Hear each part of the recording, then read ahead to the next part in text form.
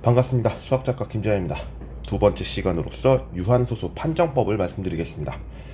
유한소수 판정법이라고 하는 내용을 좀 더 풀었으면 어떤 분수를 소수로 바꿨을 때 유한소수로 나타낼 수 있는지에 대한 이야기를 해보려고 합니다. 우리는 이제 소수라고 했을 때 유한소수와 무한소수로 나뉜다고 했고, 무한소수는 순환소수와 순환하지 않는 소수로 나뉜다라고 했습니다.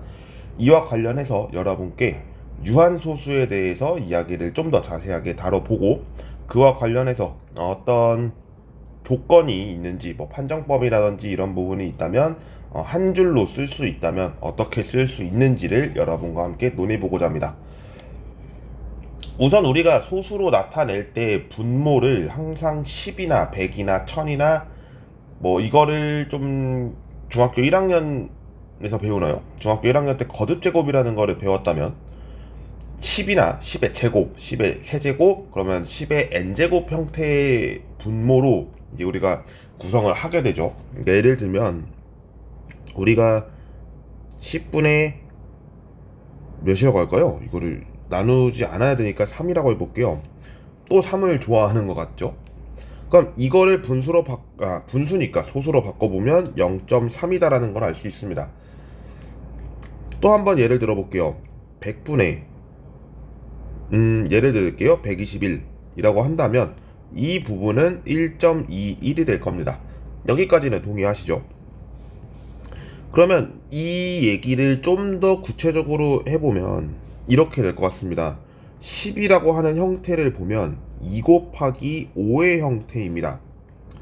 100인 경우 2의 제곱 곱하기 5의 제곱의 형태일 겁니다. 그러니까 4 곱하기 25가 되는 거죠.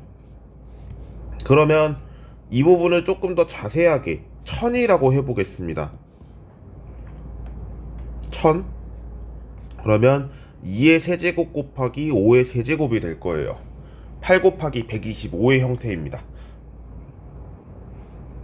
이거를 굳이 써보면 10의 제곱이고요. 10의 세제곱입니다. 이렇게 되는데요. 우리가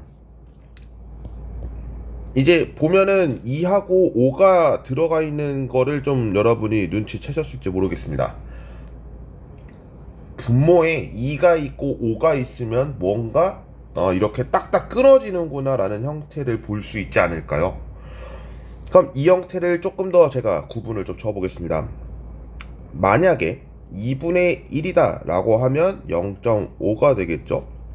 5분의 1이라면 0.2가 될 겁니다. 근데 갑자기 어느 순간 3분의 1이 되는 순간 0.333이 되죠. 4분의 1이 되면 0.25가 됩니다. 자, 물론 이 순번을 좀 바꿔서 볼게요. 이렇게 쓰는 게 여러분께는 보시기에 편할 거니까요. 5분의 1은 0.2였고요. 하지만 6분의 1이 되면 아마도 제가 기억하는 게 맞다면 0.16인가요? 이렇게 가는 걸로 알고 있는데, 지금 계산기를 한번 제가 직접 두드려 볼게요. 제가 이게 6분의 1을 나눌 수가 나누기에는 무한소수로 가기 때문에 맞네요. 이 형태로 갑니다. 그럼 뭔가 규칙이 보이죠? 지금 2부터 6까지 했는데 3 같은 경우는 3분의 1이니까 그냥 3인데 6인 경우에는 2 곱하기 3입니다. 그렇죠? 4는 2 곱하기 2일 거고요. 7은 그대로 7이니까 그렇다 치고 9분의 1 9분의 1을 해보면 0.11111 하고 나갑니다. 그렇죠? 그럼 여기서 뭔가 지레짐작하실 수가 있어야 합니다. 지금 이 9 같은 경우에는 3 곱하기 3의 형태입니다. 근데 잘 보면요, 3이 들어가 있는 경우 3이 들어가 있고요. 7은 소수여서 제가 쓰진 않았습니다만 7분의 1은 0.142857 142857을 반복할 겁니다. 그러면 이 7 그리고 여기 3 들어가 있으니까 이 9 뭔가 2 아니면 5에 대해서 다른 숫자가 들어가면, 그러니까 소수 중에서 다른 소수가 들어간다면 무한으로 바뀐다라는 거를 여러분이 관찰하실 수 있죠. 그러니까 이 관찰을 통해서 우리는 분모의 소인수가 어떻게 되느냐라고 하는 것을 정리해 볼 텐데, 이렇게 정리해 볼 수가 있을 것 같습니다.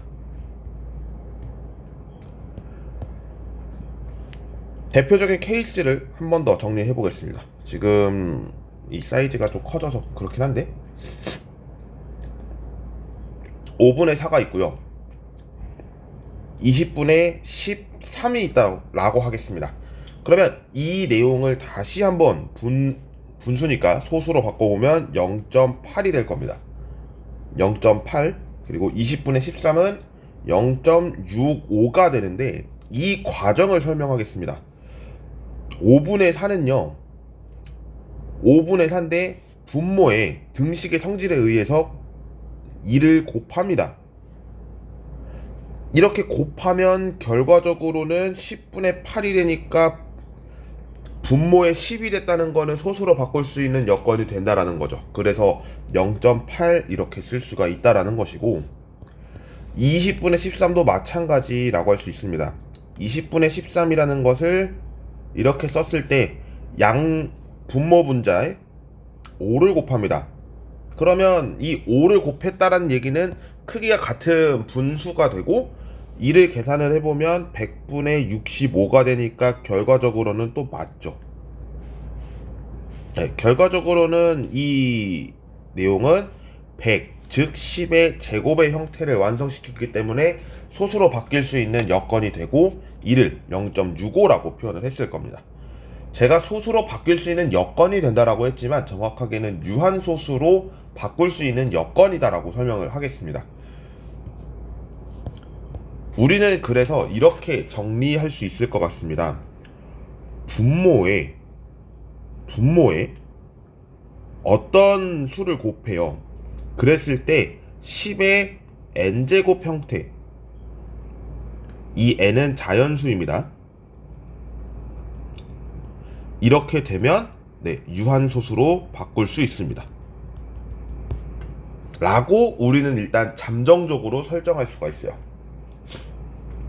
그러면 이 분모가 무엇이어야 10의 n제곱 형태를 갖고 이 부분을 아무리 곱해도 이 분모에다가 이야기를 할 수 있느냐라고 하는 건데, 이 수치를 잘 보면요, 10의 n제곱은 아까도 말씀드렸습니다만 2의 n제곱과 5의 n제곱 형태였고요, 분모 곱하기 네모가 이 형태를 가지려면 분모하고 네모가 모두 2 또는 5로 구성되어 있어야 할 것이다 라는 결론을 얻죠. 다시 얘기하겠습니다. 정수가 아닌 분수를 기하분수로 나타냈을 때 이제 분모의 소인수가 있습니다. 그 분모의 소인수, 이 부분이죠. 이 부분이 2 아니면 5이어야 하고, 어떤 수를 곱했을 때도 2 아니면 5를 곱해서 이렇게 곱해지는 형태를 볼 수가 있는 거죠. 결국에 이 소인수는 2 아니면 5로만 구성이 되어 있어야 유한소수로 나타낼 수가 있다는 결론을 얻습니다. 다시 한번 정리를 해볼게요. 기하분수 형태에서 분모의 소인수가 2 아니면 5라고 되어 있다면 이는 유한소수로 바꿀 수 있는 자격이 주어집니다. 그러면 여러분들이 한번 문제를 해결해 보시길 바라겠습니다.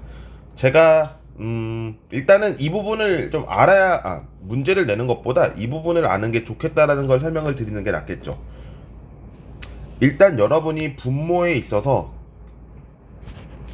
다시 분수에 있어서 여러분은 분모에 집중을 하시고요, 이 분모가 2 또는 5를 갖기 위해서 무엇을 해야 되냐면 소인수 분해해야 합니다. 소인수 분해를 했더니 2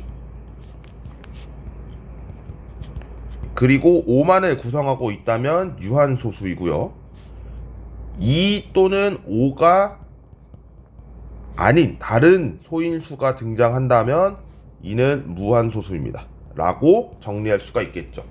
이렇게 해서 유한소수로 나타낼 수 있는 조건에 대해서, 판정법에 대해서 설명을 드렸습니다. 그러니까 우리가 이제 이 소수라는 개념을 단순하게 분자 나누기 분모라고 이제 설명을 하는 경우가 있는데, 그 경우로 파악하는 것보다는 우리가 10이라는 숫자를 왜 만들었는지, 그러니까 10이라는 숫자가 아니라 10이라는 수죠. 10 또는 100 또는 1000 뭐 이런 10의 거듭제곱 형태의 그 모습을 갖고 있는 것이 왜 나왔을까, 그것을 설명하면서 분모 분자에 대해서 좀 더 명확하게 설명이 이루어진다면 이 내용은 해석이 될 거라고 생각합니다. 자, 일단은 여기까지 설명을 했고요. 사실 그 다음번이 분수를 순환소수로 나타내는 과정에 대한 설명인데, 이 부분은 다 설명이 됐으리라 생각합니다. 그래서 다음 시간에는 순환소수를 분수로 어떻게 표현하게 되는지, 그 전에 유한소수를 분수로 어떻게 표현했는지 정리를 하고 이 부분 설명을 하겠습니다. 지금 제가 촬영하는 날은 크리스마스 다음 날인 26일 오전 8시 41분인데요. 이게 뭐 영상은 당연히 1월에 올라가겠지만, 예. 여러분 새해 복 많이 받으시고 1월에도 좋은 일 가득하시길 바라면서 영상 줄이겠습니다. 시청해주신 모든 분들 감사드리고요. 다음 시간에 뵙겠습니다. 구독, 좋아요 한 번씩 부탁드리며 마치겠습니다. 고맙습니다.